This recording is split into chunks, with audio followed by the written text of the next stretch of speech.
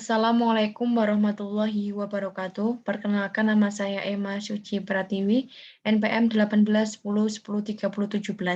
Di sini saya akan mereview jurnal yang keenam untuk memenuhi tugas mata kuliah Seminar Sumber Daya Manusia. Nama pengarang jurnal yaitu Yuda Supriyatna tahun 2020.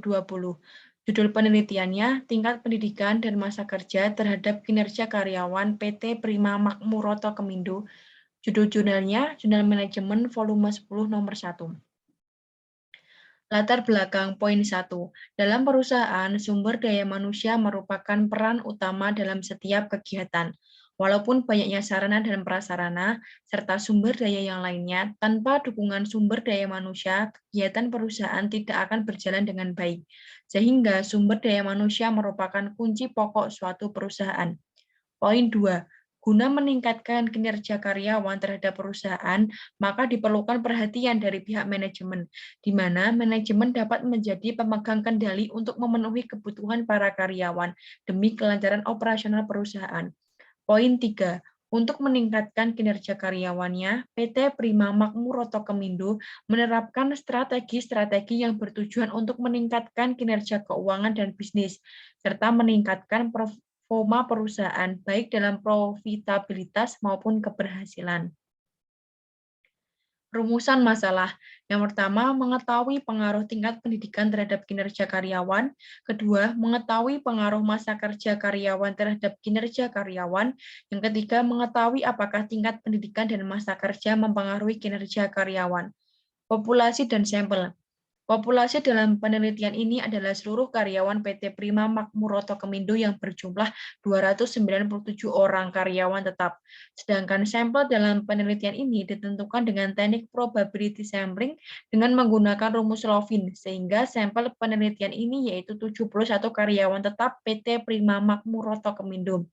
Metodologi. Penelitian ini menggunakan metode kuantitatif, yaitu dengan alat analisis yang digunakan adalah analisis regresi linear berganda. Pembahasan. Model regresi linear yang dihasilkan yaitu Y sama dengan 12,348 ditambah 0,698 X1 ditambah 0,092 X2. Model regresi tersebut dapat diinterpretasikan sebagai berikut. Koefisien konstanta sebesar 12,348.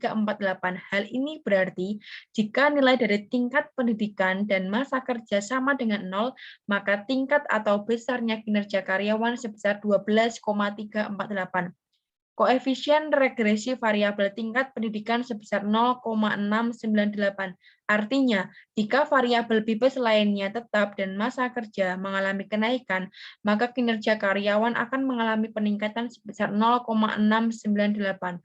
Koefisien ini terjadi pengaruh yang signifikan antara tingkat pendidikan terhadap kinerja karyawan. Koefisien regresi variabel masa kerja sebesar 0,092. Artinya, jika variabel independen lain nilainya tetap dan tingkat pendidikan mengalami kenaikan, maka kinerja karyawan akan mengalami peningkatan sebesar 0,092. Koefisien ini terjadi pengaruh yang signifikan antara masa kerja terhadap kinerja karyawan. Selanjutnya, pengaruh tingkat pendidikan terhadap kinerja karyawan. Nilai terhitung tingkat pendidikan adalah 13,358, lebih besar dari 1,29394 T-tabel. Dan nilai signifikansinya adalah sebesar 0,000 kurang dari 0,001. Maka dapat disimpulkan bahwa HO ditolak dan HA diterima. Artinya, tingkat pendidikan berpengaruh positif dan signifikan terhadap kinerja karyawan. Kemudian pengaruh masa kerja terhadap kinerja karyawan. Nilai terhitung masa kerja adalah 2,023, lebih besar dari 1,29494 T-tabel. Dengan nilai signifikansinya yaitu 0,047 kurang dari 0,01. Maka dapat disimpulkan HO ditolak dan kesimpulannya masa kerja berpengaruh positif dan signifikan terhadap kinerja karyawan. Selanjutnya, pengaruh tingkat pendidikan dan masa kerja terhadap kinerja karyawan. Berdasarkan hasil analisis perhitungan statistik UGF menunjukkan nilai F hitung lebih besar dari F tabel, yaitu 90,335 lebih besar dari 4,93. Maka dapat disimpulkan bahwa tingkat pendidikan dan masa kerja secara bersama-sama berpengaruh positif dan signifikan terhadap kinerja karyawan.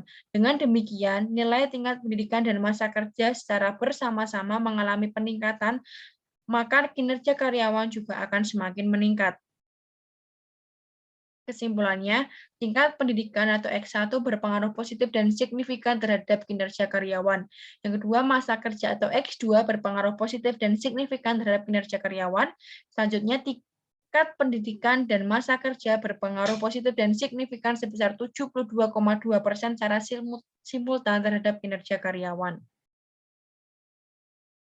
Berikut adalah daftar pustaka dari jurnal yang saya review.